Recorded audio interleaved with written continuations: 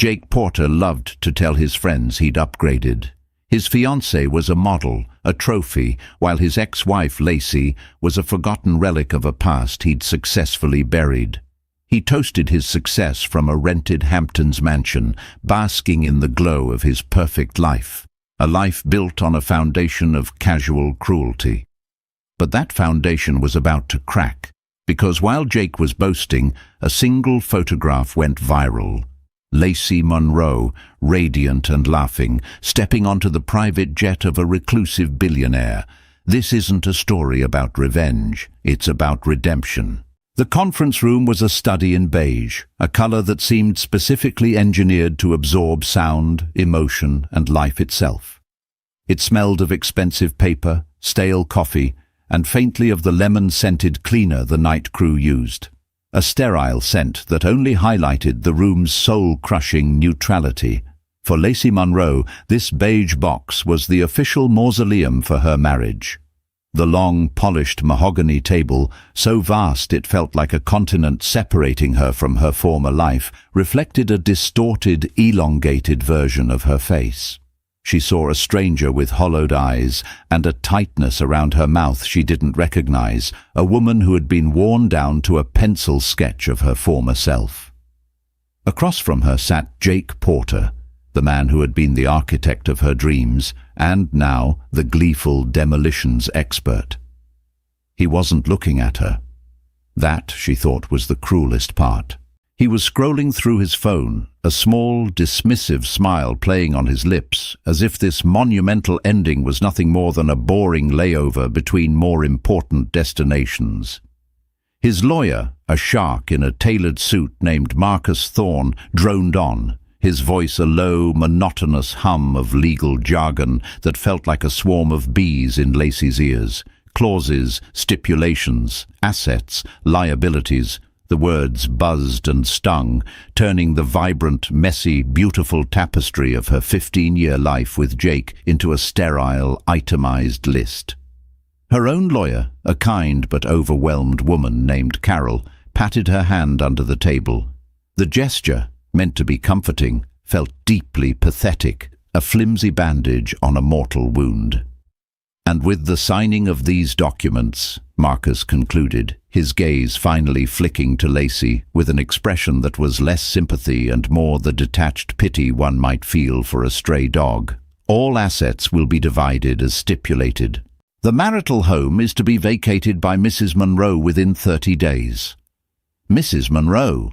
The name felt like a costume she was being forced to remove in public. Soon she would be Lacey Monroe again, a name that felt both alien and achingly familiar, a ghost from a past she could barely remember.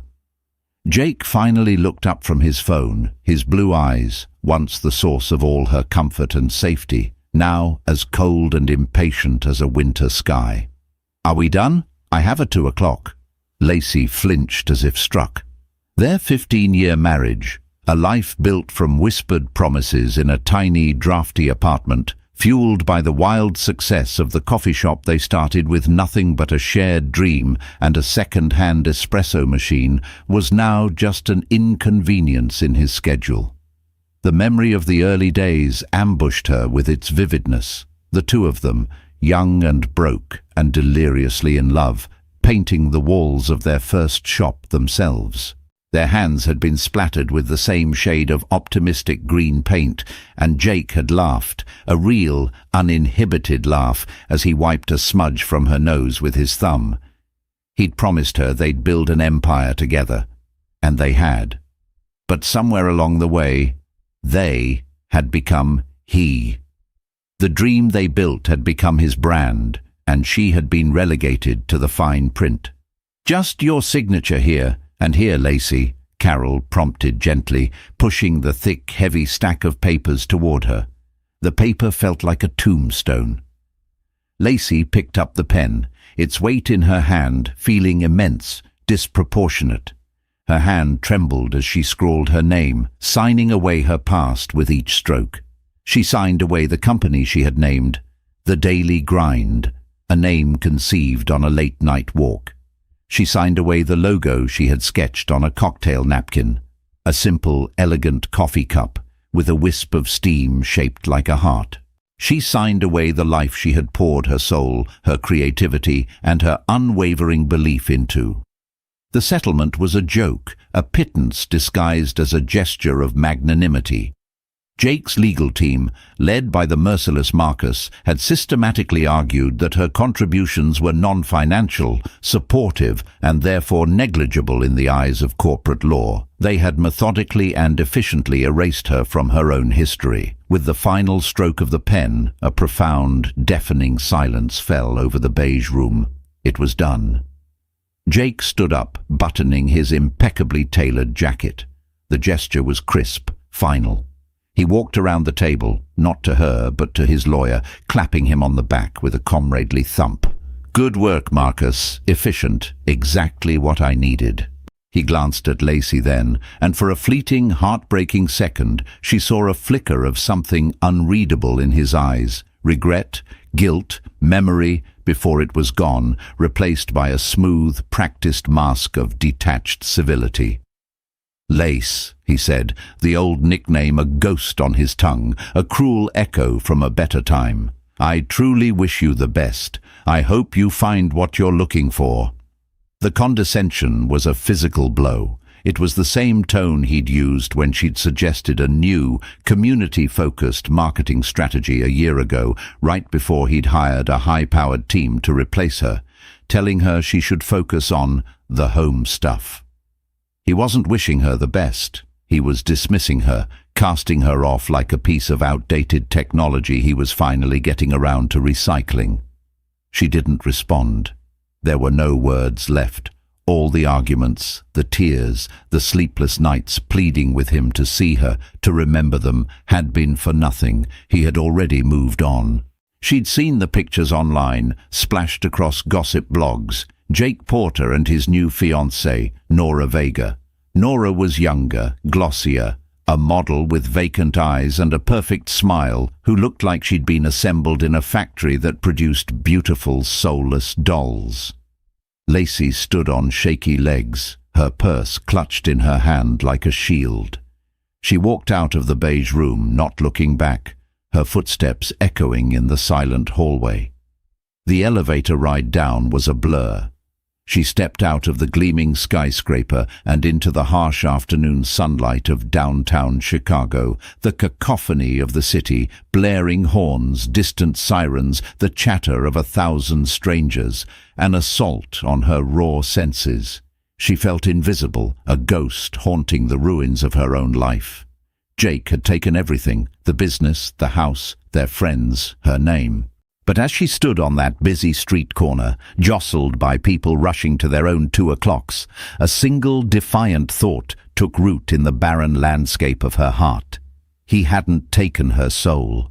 It was battered, bruised, and buried under 15 years of compromise, but it was still there. And for the first time in a very long time, she wondered what she might build with it, all on her own. The penthouse was Jake's testament to his own success, a monument of glass and steel perched high above the city.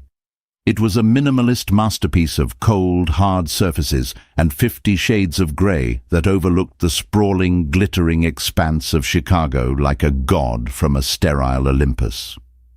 There were no photographs on the walls, no sentimental knickknacks, no worn-out books or cozy throws.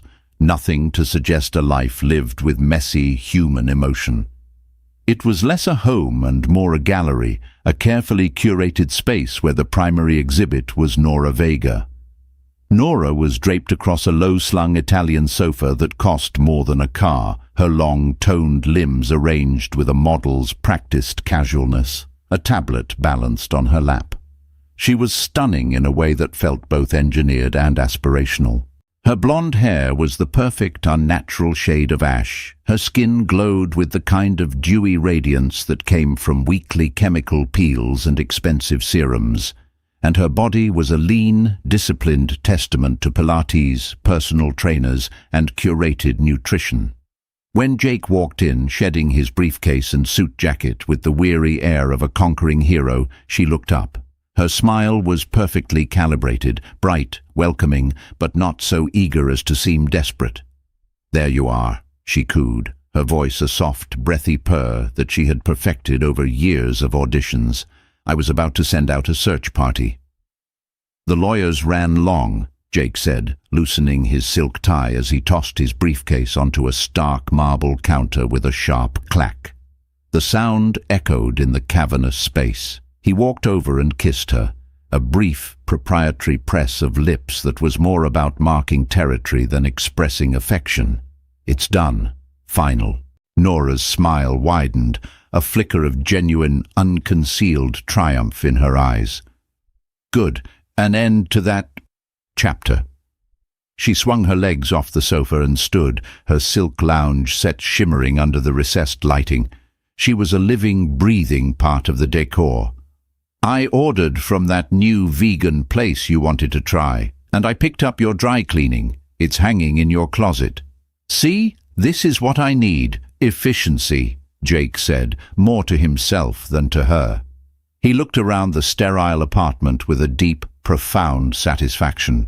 This was his life now. Clean lines, no complications, no emotional baggage, no arguments about prioritizing community gardens over profit margins. Everything was streamlined, optimized for success. He glanced at Nora's tablet. "What are you posting?" he asked, his tone that of a brand manager reviewing content. "Just a shot of the skyline." "The sunset was incredible tonight," she said, showing him the perfectly filtered image, complete with a caption about gratitude, city lights, and new beginnings. "Good. Keep it aspirational. Elegant," he instructed, his approval a palpable reward. "None of those silly selfies with the dog filter your friends use. It's not on brand." "Of course not, darling," Nora said, the compliance in her tone flawless. She was a quick study. She understood the rules of this world implicitly. Her life with Jake was a transaction, a carefully negotiated merger of her beauty and his ambition. She provided social grace, an uncomplicated adoration that buffered his ego, and a stunning physical presence that announced to the world he was a winner. In return, he provided access, status, and a financial security that would finally, blessedly, erase the memory of her cramped, suburban upbringing in a town she'd sworn she'd never return to. Her entire life had been an audition for this very role. She knew all about Lacey. Jake had painted a vivid, detailed picture for her. The dowdy, unambitious starter wife who had grown complacent, who couldn't keep up with his vision, who had held him back with her small-minded sentimentality. According to Jake, Lacey was a relic, a woman content to stay in the cozy, small-time world of their first coffee shop while he was dreaming of global domination. Nora had readily and willingly accepted this narrative. It was a necessary part of the story, the part that made her own role clearer, her own value more pronounced. She was the upgrade, the sleek, modern model that replaced the clunky, outdated original. She was the happy ending. Later that evening, as they ate their meticulously plated vegan meal in a silence broken only by the clinking of expensive silverware, Jake brought up their wedding. "I was talking to the planners today," he said, swirling a piece of kale in a balsamic reduction with surgical precision. "They think a feature in Vogue is a real possibility. We'll need to be strategic about the guest list, the photographer, your dress. Everything has to tell the right story." "Our story," Nora corrected gently, placing her perfectly manicured hand over his. "Right, our story," he echoed, though his eyes had the distant, calculating look of a CEO planning a product launch. "It's about building the Porter brand. You and me, a power couple. It's the next logical step." A small, cold knot formed in Nora's stomach, a familiar feeling she had become adept at ignoring. Sometimes, in the quiet moments, when the city lights felt less like a promise and more like a million lonely windows, she felt the unnerving hollowness of her gilded cage. She saw the way Jake's approval was always conditional, the way his affection was inextricably tied to her performance. She had to be the perfect hostess, the perfect ornament, the perfect uncomplaining reflection of his success. The pressure was immense, a constant, low-level hum of anxiety beneath her serene exterior. But the alternative, returning to a life of anonymity, casting calls, and financial struggle, was unthinkable.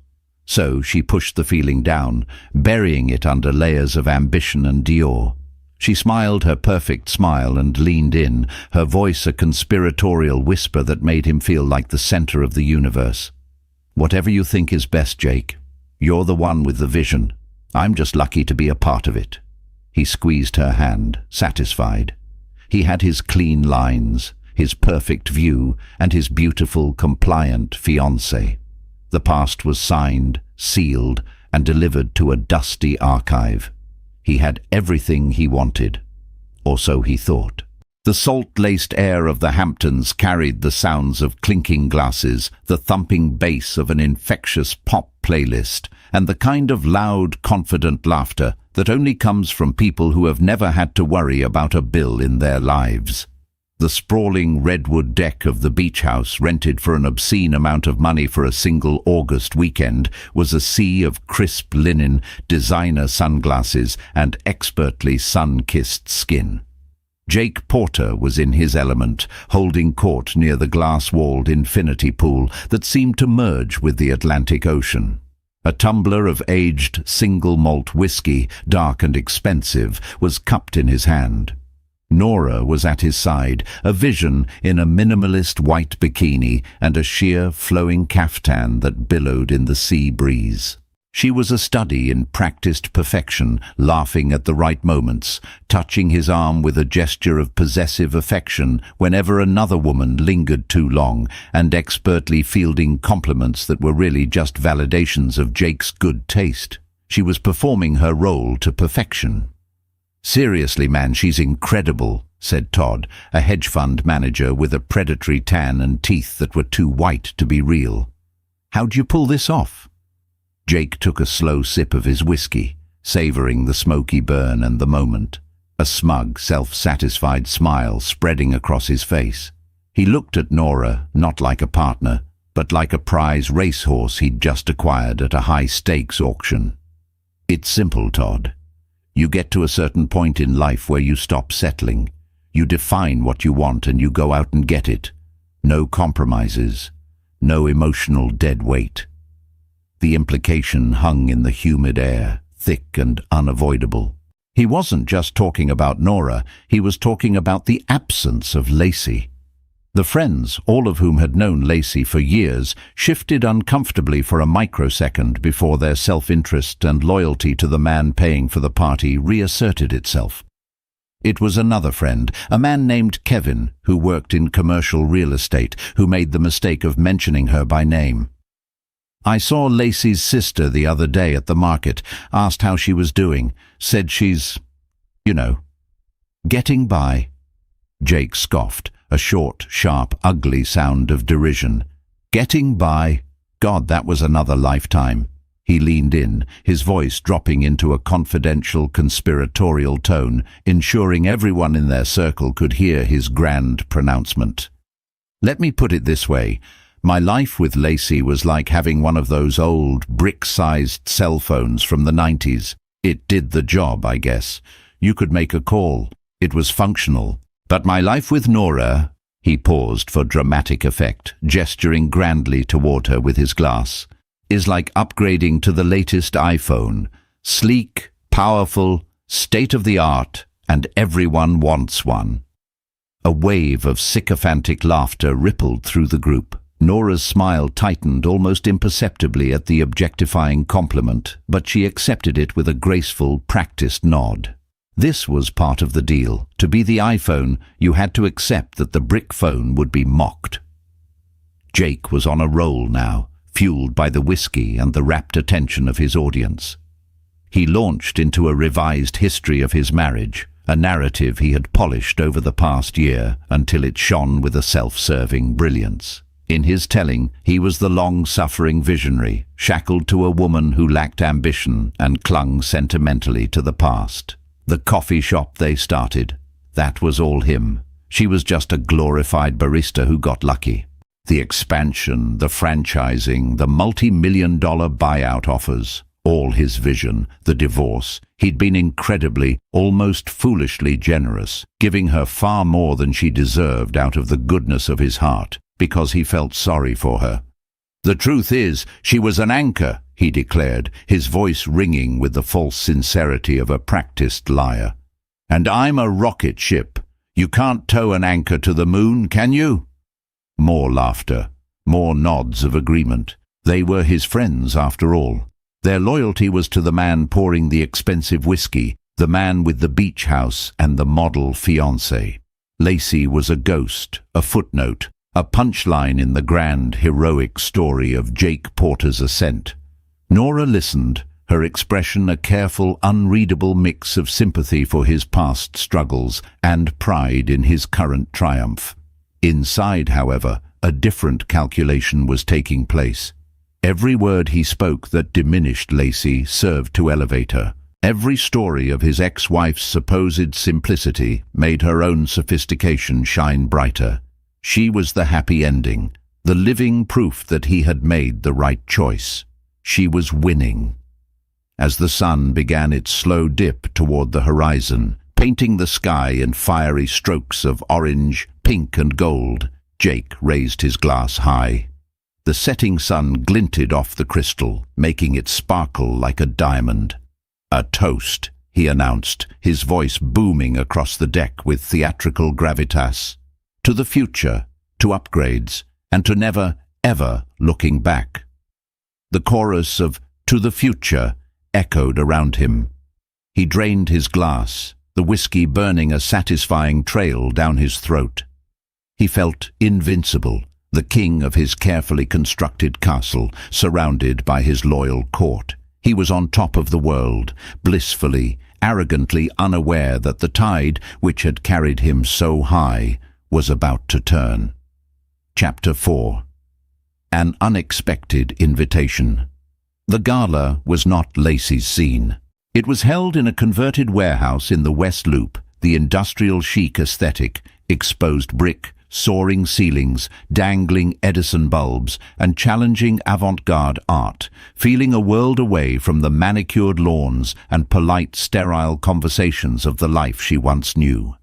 She was only there because her friend, Chloe, a fiercely loyal high school art teacher who had refused to pick a side in the divorce, had practically dragged her out of her small new apartment.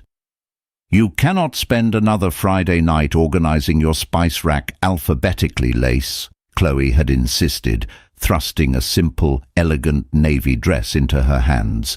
"It's for a good cause, arts funding for public schools, and you need to remember what it feels like to be among the living, not just the recently divorced." So here she was, nursing a glass of Prosecco she didn't really want, and feeling deeply, profoundly out of place. The room buzzed with an energy she hadn't felt in years, a vibrant mix of creative passion and philanthropic goodwill. Unlike Jake's polished transactional gatherings where conversations were thinly veiled networking opportunities, people here seemed to be talking about things that mattered: art, ideas, community. It was intimidating and, if she was honest with herself, a little bit thrilling.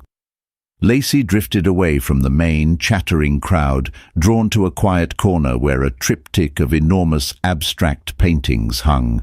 They were chaotic, yet beautiful, a tempest of emotion rendered in oil and acrylic. There were splashes of angry, violent red and jagged streaks of impenetrable black, but they were soothed and balanced by swathes of deep, calming, hopeful blue. They felt like a visual representation of her last 2 years. "They're something, aren't they?" a quiet voice said beside her. She turned to see a man standing there, his hands in the pockets of a well-worn but perfectly fitting tweed jacket. He wasn't handsome in the conventional, chiseled way Jake was. His face was kinder, more thoughtful, with laugh lines crinkling at the corners of his warm, intelligent brown eyes. His dark hair was slightly untamed, as if he'd been running his hands through it while thinking about something important. He had an air of quiet confidence, of someone who was perfectly comfortable in his own skin and had no need to impress anyone. "They feel honest," Lacey found herself saying, surprised at how easily the word came, how right it felt. Honest, the man repeated, nodding slowly as he studied the paintings alongside her. That's the perfect word for it. Most people just say it's messy. Maybe honesty is messy, Lacey mused, taking a small sip of her drink and feeling a bit of her carefully constructed wall begin to crumble. They fell into an easy, unforced conversation. He asked her what she thought of the artist's other work, and she found herself speaking with a passion she thought had long been extinguished. She talked about the raw emotion she saw in the brushstrokes, the story hidden in the layers of paint. Somehow, the conversation shifted, and she was telling him about the little coffee shop, the real one from the beginning. She described the joy of creating something from nothing, the thrill of finding small, independent suppliers for their beans, the satisfaction of building a community, not just a brand. She spoke about a version of herself she thought she had forgotten, a woman full of ideas and passion. He listened, truly listened, with a focused, unhurried attentiveness that was both startling and deeply comforting. He didn't once ask what she did for a living now, or who she was with, or any of the other standard transactional questions of polite society. He simply engaged with her ideas, his curiosity genuine. His name was Finn. He didn't offer a last name, and she didn't ask. For all she knew, he was a university professor or a writer. There was no pretense, no social posturing, no talk of portfolios or assets. It was just a conversation, two people connecting over a shared appreciation for something beautiful and honest. After a while, he glanced at his watch with a hint of reluctance. I have to be going, but this has been the highlight of my evening. Mine too, Lacey said, and she meant it with a sincerity that surprised her. For the first time in months, she hadn't thought about Jake or the divorce or what she had lost. She had just been herself. And it had been enough. I'm getting a few people together this weekend, Finn said, his tone as casual and unassuming as if he were suggesting a coffee. Flying them out to my place in Montana, it's sort of an informal retreat, a mix of creative minds, scientists, people who see the world a little differently. I think you'd fit right in. Lacey's mind reeled, short-circuiting. Montana? A plane? The suggestion was so far outside the realm of her current reality that she couldn't process it. Oh, I don't think so. That's incredibly kind of you, but... The old insecurities, the voice that sounded so much like Jake's, rose up. You don't belong. He smiled, a gentle, understanding expression that held no judgment. No pressure at all, but the offer stands. He reached into his jacket pocket and pulled out a simple, thick card made of heavy, cream-colored stock. It had a phone number and a single name printed on it in clean, minimalist font. Finn. The jet leaves from a private airfield tomorrow at noon. If you change your mind, just text this number. The gate code is on the back. He gave her a small, kind nod and then disappeared back into the crowd as quietly as he had appeared. Lacey stared down at the card in her hand, her heart thumping a nervous, unsteady, terrifying rhythm against her ribs. It was insane. It was impulsive. It was everything her life hadn't been for the past 15 years. And as she stood there amidst the art and the chatter, she felt a tiny, frightening spark of possibility ignite within her. It was the spark of a life she hadn't yet dared to imagine. Lacey spent the entire night in a state of suspended animation, the simple, elegant card a tangible artifact from another reality on her nightstand. One voice in her head, the one that sounded suspiciously like Jake, screamed that it was a foolish, reckless, dangerous idea. You don't know this man. He's probably a lunatic. You'll make a fool of yourself. People like you don't belong in worlds like that. It was the voice of fear, of limitation, the voice that had kept her small for so long. But another voice, a quieter one she hadn't heard in years, the voice of the girl who once risked everything on a tiny coffee shop, whispered, "What do you have to lose?" The life she had known was already gone. Her spice rack was perfectly organized. Her days were empty canvases waiting for a single stroke of paint. In the grey light of dawn, fueled by a strange, potent mix of terror and exhilaration, she made a decision. She packed a small overnight bag with her nicest sweater, a pair of jeans, and a book she'd been meaning to read. With a trembling hand, she sent a single text message to the number on the card. "I'd love to come, Lacey Monroe." A reply came back almost instantly. "Wonderful. See you at noon." And that was it. She took a taxi to a small, discreet airfield on the outskirts of the city, a place she never knew existed. There was no grand terminal, no chaotic security lines, just a sleek, modern lounge that felt more like a five-star hotel lobby. And waiting by the door, dressed in jeans and a simple grey sweater, was Finn. He greeted her with the same warm, genuine smile from the night before, a smile that immediately put her at ease. "I'm so glad you decided to come," he said, and she knew, with a certainty that settled deep in her bones, that he meant it. The jet was a Gulfstream G650, she learned later, but what struck her wasn't the brand or the opulence, it was the feeling inside. It was the absolute antithesis of Jake's world of cold, ostentatious luxury. The cabin was filled with soft, buttery leather, warm, polished wood, and overflowing bookshelves built right into the walls. It felt less like a private jet and more like a cozy flying library or a well-loved university professor's office. The other guests were not the crowd of glittering socialites she'd nervously anticipated. There was no one like Nora or Todd. Instead, she was introduced to a woman in her 40s who was a leading astrophysicist studying dark matter, a young man in his 20s who had developed a revolutionary, low-cost water purification system for developing nations, and a celebrated poet in her 70s with eyes that sparkled with a lifetime of mischief and wisdom. They greeted her not with appraisal but with open curiosity. As the jet climbed smoothly into the sky, leaving the Chicago grid behind, the conversation began to flow, and it was intoxicating. They didn't talk about stock portfolios or summer homes in the Hamptons. They talked about ideas, big, thrilling, world-changing ideas. They discussed the elegance of poetry, the mind-bending mysteries of the cosmos, the ethics of emerging technologies, and the fundamental nature of creativity. Lacey, hesitant at first, found herself drawn in. When the young inventor Sam spoke about the challenges of scaling his project, Lacey heard echoes of her own early struggles. She began to speak, sharing her ideas for creating sustainable business models that prioritized community impact over pure profit, using the hard-won lessons she'd learned from the ground up. No one belittled her, no one dismissed her. They listened, asked insightful, probing questions, and built upon her thoughts. For the first time in over a decade, she felt not like an accessory or a starter wife, but like a peer, a contributor. She felt seen.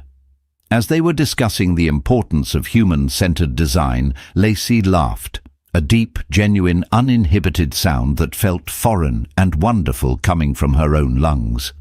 "It's funny," she said, her eyes bright with rediscovered passion.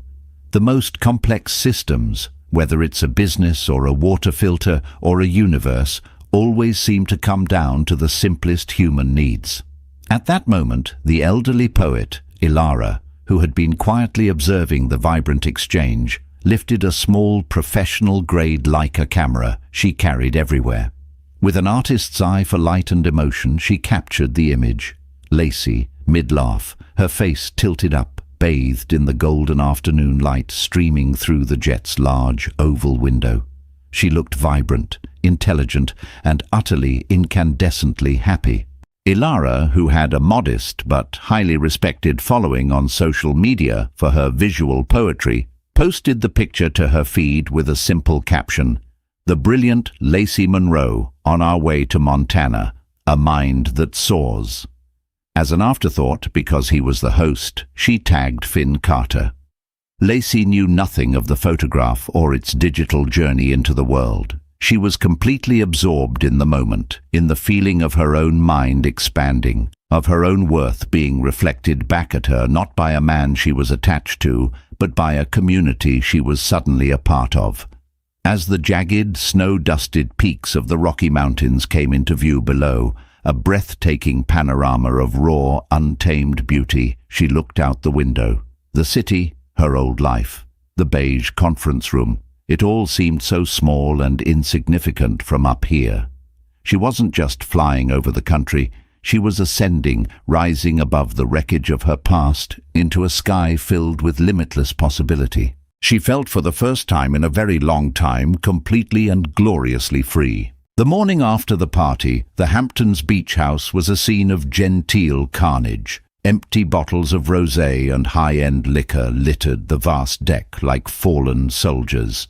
The survivors of the previous night's revelry were scattered on plush lounge chairs, hidden behind oversized designer sunglasses, nursing their hangovers with Bloody Marys and quiet, pained groans.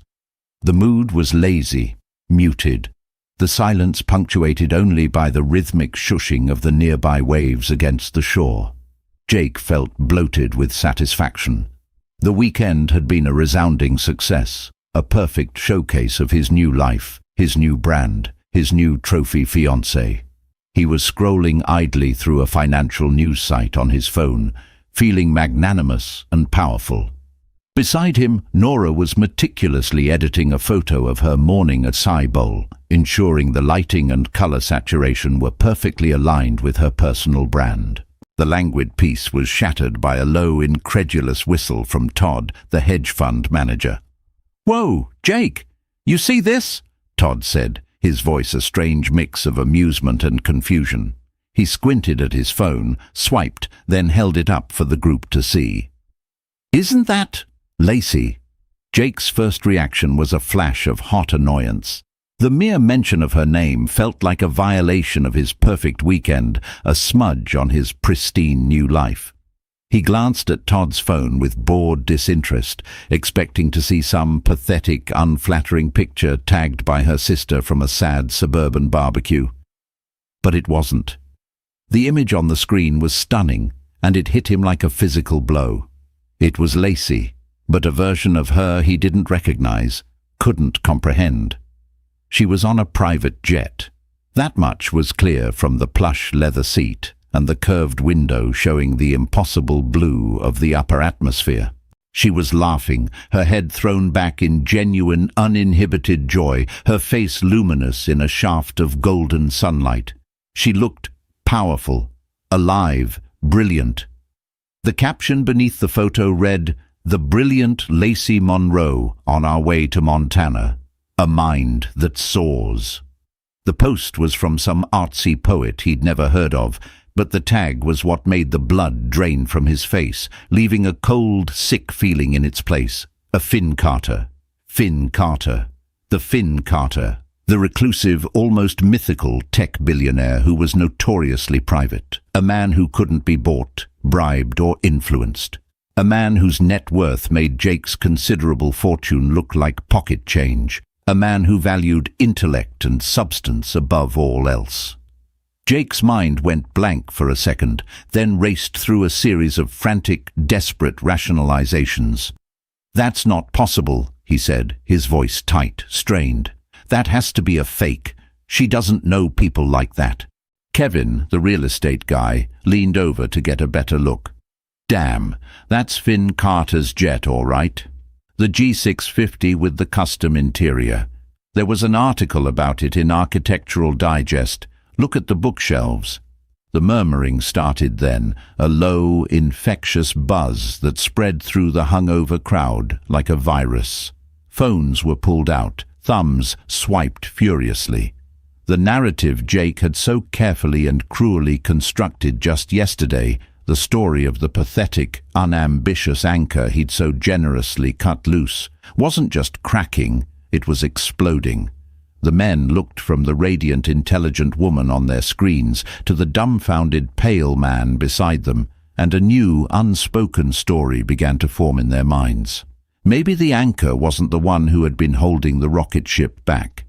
Nora saw the picture and felt a cold, sharp spike of fear that was quickly followed by a wave of white-hot fury. This was not the frumpy, forgotten ex-wife from Jake's self-serving stories. This woman radiated a confidence and an intellectual vibrancy that Nora, for all her polished beauty and strategic charm, knew she couldn't replicate. This wasn't an old flip phone. This was a direct competitor, and one who was suddenly playing in a much, much higher league. Her carefully constructed reality trembled. Jake tried to recover, forcing a harsh, unconvincing laugh that sounded more like a bark. It's got to be a Photoshop, or, I don't know, maybe she got a job as a flight attendant. Good for her, moving on up. But the lie was painfully transparent. The desperation in his eyes, the slight, almost imperceptible tremble in his hand as he raised his whiskey glass to his lips, betrayed him. The king's composure was gone, shattered. He stood up abruptly, the lounge chair scraping loudly against the deck, and turned his back on his friends. He pressed his phone to his ear. "Get me everything you can on Lacey Monroe and Finn Carter," he barked at his assistant on the other end of the line, his voice a low, furious snarl that was barely audible over the sound of the waves. "Every article, every photo, every piece of gossip, now." He strode to the edge of the deck, his back to his friends, staring out at the placid, indifferent ocean as if it had personally offended him. The perfect facade of his life, the one he had boasted about with such supreme arrogance just hours before, had been shattered by a single photograph.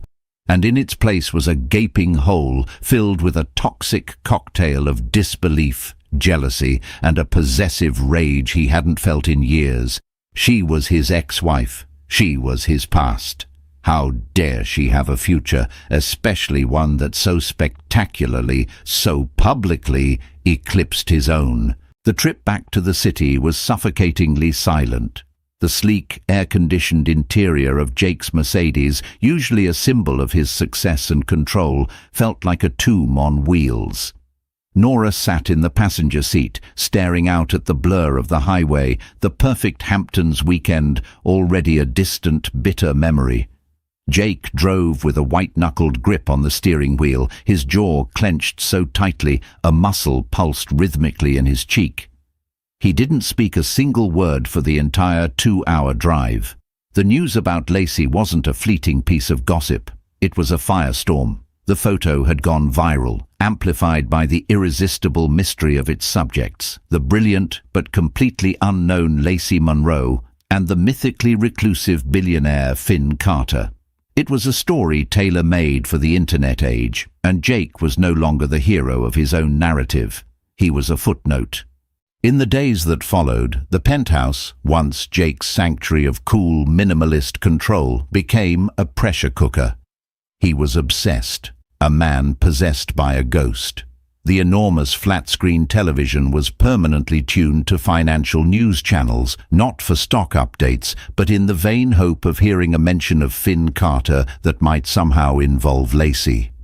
He spent hours pacing the length of the polished concrete floors, his phone a permanent extension of his hand, as he scrolled relentlessly through news sites, social media, and gossip blogs, his face illuminated by the poisonous blue glow of the screen.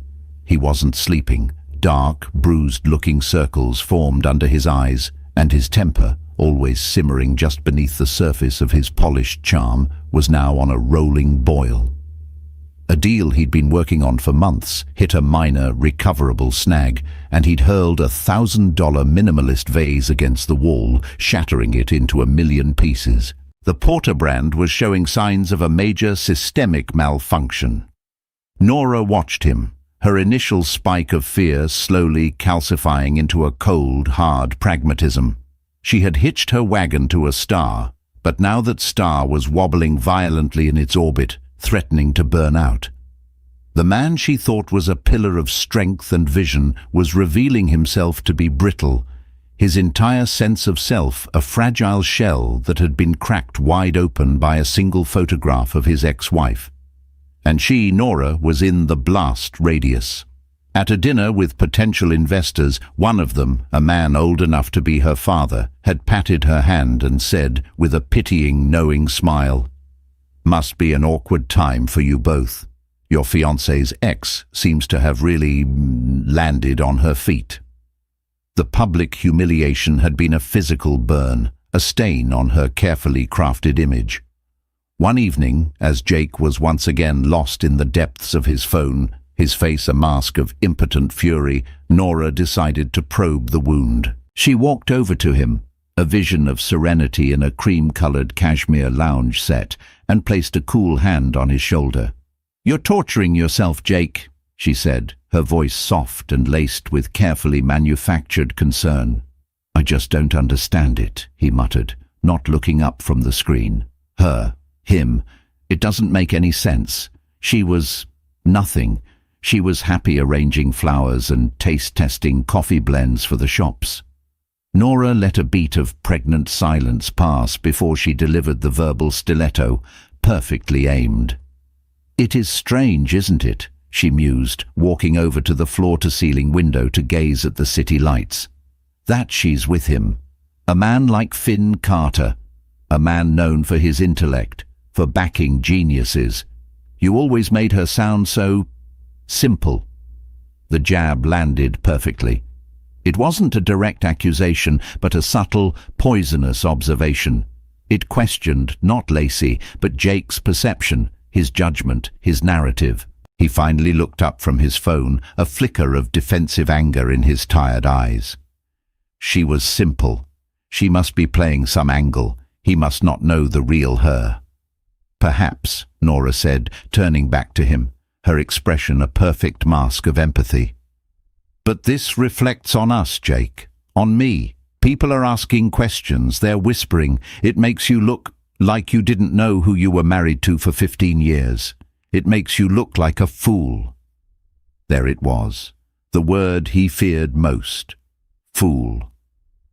Nora knew her own position was precarious. She had come from nothing, meticulously crafting her persona, her body, her entire life to attract a man exactly like Jake. He was her ticket, her escape plan, her life's work. But his current obsession was a dangerous liability. It made him look weak, and weakness was not a currency she could afford to trade in. She needed to protect her investment, which, at this point, was herself. She began to subtly, strategically distance herself. She started taking more lunches with her own friends, re-engaging her network of contacts in the fashion and art worlds, ensuring her lifeboats were polished and ready. She had seen men like Jake before, men whose entire identities were built on a fragile scaffolding of success and control. When that scaffolding trembled, they often collapsed, taking everyone around them down in the wreckage. That night, after Jake had finally fallen into a restless, whiskey-fueled sleep on the Italian sofa, Nora stood in front of the enormous backlit mirror in their cavernous bathroom. She stared at her own reflection, at the beautiful, polished woman she had worked so hard to become. The fear was still there, a cold knot in her stomach, but now it was overlaid with a steely, ruthless determination. She had not come this far, worked this hard, to be dragged down by the ghost of a starter wife. If Jake couldn't fix this, if he couldn't regain control of the narrative and re-establish his dominance, then she would have to start writing a new story of her own. And in her story, she would never, ever be collateral damage. Jake's obsession, a toxic brew of wounded pride and possessive rage, finally coalesced into a desperate, ill-conceived plan. He had to talk to her. He had to hear it from her. He had to regain control of the situation, to re-establish the old dynamic where he was the one in power. He pulled every string he had, called in favors he'd been saving for years, and finally, a contact of a contact reluctantly passed along Lacey's new unlisted phone number. He waited until evening, pacing his penthouse like a caged animal while Nora was conveniently out at a charity dinner. He rehearsed his lines, trying to strike the perfect tone of condescending concern. Finally, he dialed. When she answered, her voice was calm, clear, and utterly, devastatingly unfamiliar. "Hello? Lace? It's Jake." He tried to inject a warm, familiar tone into his voice, the one he used to use when he wanted to charm her into agreeing with him. "I know it's been a while. I saw the news, all the articles. I was worried about you."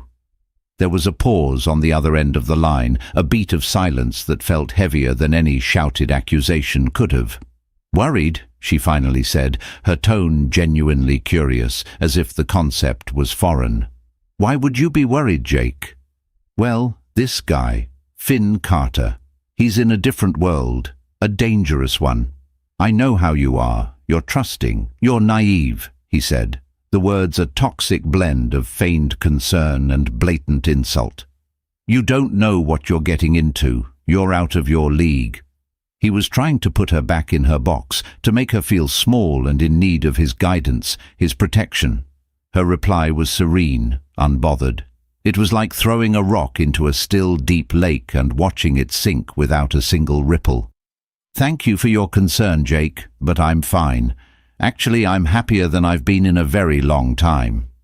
Her happiness was a slap in the face. His concern was a lie, and she knew it, and her refusal to even engage with the lie was infuriating. He wanted her to be miserable, to be getting by. He couldn't stand the thought of her thriving without him, outside of the narrative he had written for her. "Happier?" he repeated, his voice turning sharp, the mask of concern slipping to reveal the raw ego beneath. "What does that even mean? What could he possibly give you that I didn't?" "Respect," she said simply, the single word, a devastating, perfectly aimed blow. "And he listens to my ideas. I have to go now, Jake. Goodbye." She hung up. The dial tone buzzed in his ear, a sound of total and complete severance. The calm, dismissive finality of it sent him into a blind rage. He hurled his phone across the room, where it shattered against a concrete pillar.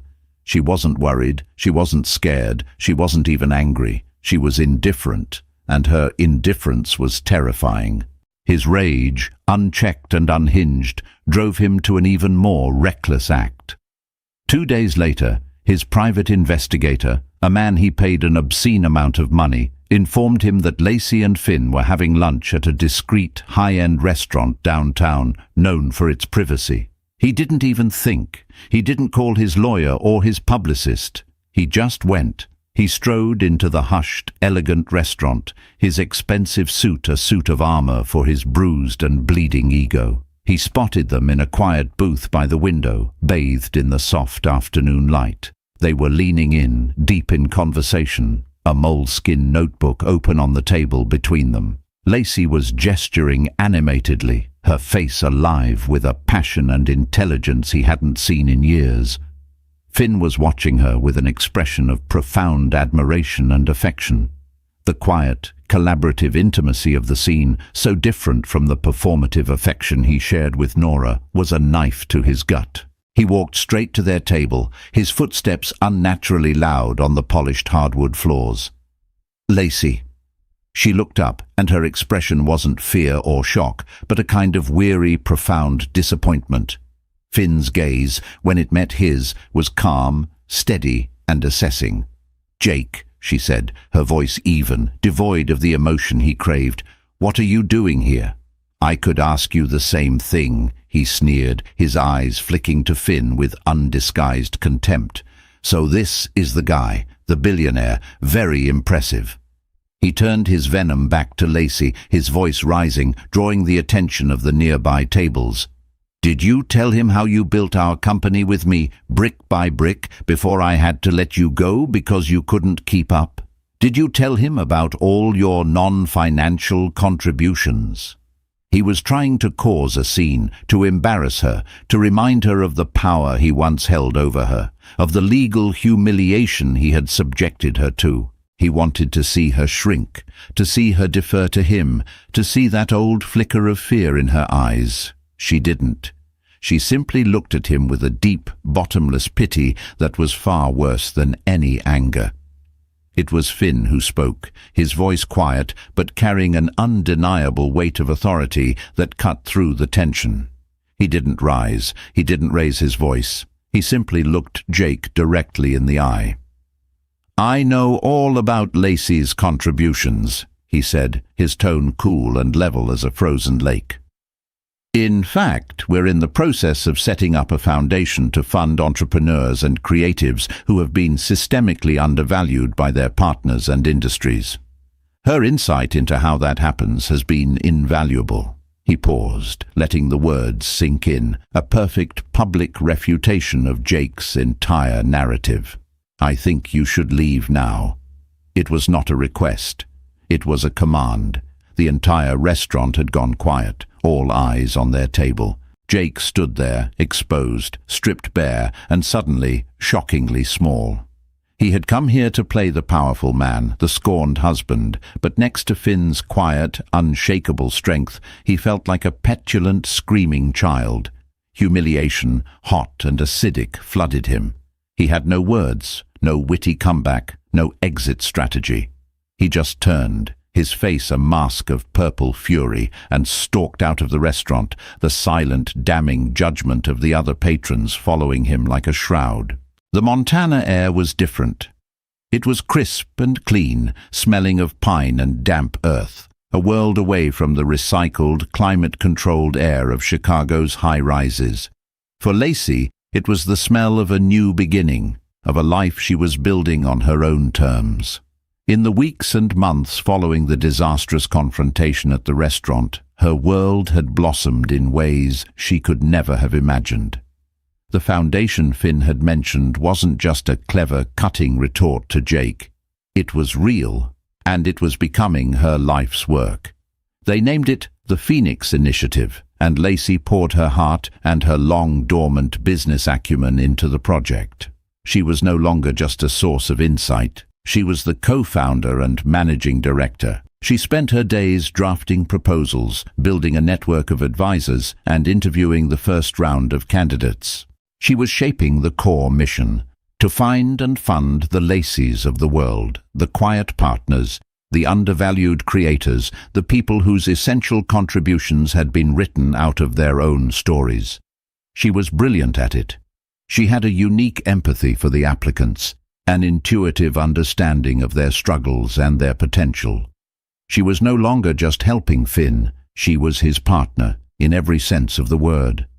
Their relationship had grown organically, rooted in a deep well of mutual respect and intellectual connection that was more profound and fulfilling than anything she had ever known. Meanwhile, Jake's world was systematically, brutally imploding. The public scene at the restaurant had been the final straw for many. It was one thing to be ruthless in business, another to be a cruel, unhinged bully in public. An article in a major business magazine titled "The Porter Paradox: How the CEO Who Forgot His Co-Founder Is Losing His Grip" went viral. It meticulously detailed his revisionist history, quoting former employees who confirmed Lacey's foundational role in the company, and culminated in a damning play-by-play account of the humiliating restaurant episode. His investors grew wary. His board, facing a PR nightmare and a tanking stock price, demanded explanations. His carefully curated image of an infallible visionary was shattered, replaced by the portrait of a petty, insecure tyrant. The final personal blow came from Nora. Seeing the irreversible damage to the Porter brand, and by extension her own, she had executed her exit strategy with the ruthless efficiency of a corporate raider. There was no dramatic fight, just a cool, detached conversation over an untouched breakfast. His behavior was a liability she could no longer afford. Her things were packed and gone by noon. A week later, she was photographed on a yacht in St. Bart's with a much older and significantly wealthier European industrialist. She hadn't just abandoned a sinking ship, she had found a bigger, better one. One morning, a thick, cream-colored envelope arrived for Lacey at the Montana Lodge, forwarded from her small Chicago apartment. The return address was Jake's penthouse. Her first instinct was to throw it in the fire, to not let his poison seep into her new, clean life. But curiosity, or perhaps a lingering, vestigial echo of the 15 years they'd shared, made her open it. The letter inside was 4 pages long, written in Jake's barely legible, frantic scrawl. It was a rambling, pathetic mess of self-pity, excuses and recriminations. He blamed the market, his ungrateful board, Nora's betrayal, and the unfairness of the media. But woven between the lines of his narcissistic screed, there were flashes of something else, something that looked almost like genuine, agonized remorse. "I see you in the business journals now," one line read, a sentence clearly circled several times. "They call you brilliant." They were right. You were always the brilliant one. I was just loud. He wrote that he'd lost everything. The board was forcing him to take a leave of absence from which they both knew he would never return. Nora was gone. The friends who had once laughed at his cruel jokes in the Hamptons now avoided his calls. The vast, sterile penthouse felt like a prison. He was, for the first time in his adult life, completely and utterly alone. She read the letter twice, then walked out onto the wide wooden balcony of the lodge, the crisp paper trembling slightly in her hand. She looked out at the vast, immovable mountains, their peaks shrouded in morning mist. Finn came out and stood beside her, wrapping a comforting, steady arm around her shoulders. "From Jake?" he asked softly. She nodded, handing him the letter. He read it, his expression unreadable, thoughtful. When he finished, he handed it back to her. "What will you do?" he asked. Lacey breathed in the clean, cold air, letting it fill her lungs. She thought of the arrogant man in the beige room. She thought of the cruel man on the deck in the Hamptons, and she thought of the broken, desperate man who had written this letter. She felt a distant, detached pity for him, but the old wounds no longer ached. His downfall had not brought her pleasure. It had not been the source of her healing. Her redemption wasn't the shadow cast by his collapse. It was the light she had found and nurtured within herself. Her success was not a reaction to his failure. It was her own creation. "Nothing," she said, her voice clear and steady as the mountains before her. "I'm not going to do anything." She took the letter from Finn's hand, walked back inside to the massive stone fireplace and tossed it into the crackling flames. She didn't watch it burn. She didn't need to. Her gaze was fixed forward on the life she was building, on the man standing beside her, on the endless expanse of the Montana sky. She was free. Her story was finally and completely her own.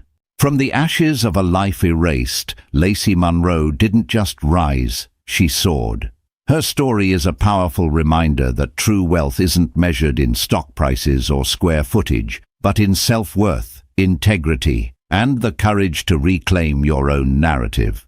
While Jake Porter's empire, built on a fragile foundation of ego, crumbled into dust, Lacey built a new world based on respect, passion, and the quiet strength he never recognized. She discovered that the ultimate success wasn't about seeing him fall, but about learning how to fly on her own. Her journey from a forgotten ex-wife to a force for positive change proves that the brightest futures are often born from the darkest pasts. If you were moved by Lacey's incredible story of betrayal and redemption, show your support by hitting that like button. Share this video with someone who needs a reminder of their own strength, and be sure to subscribe for more unforgettable stories that dig deep into the human heart.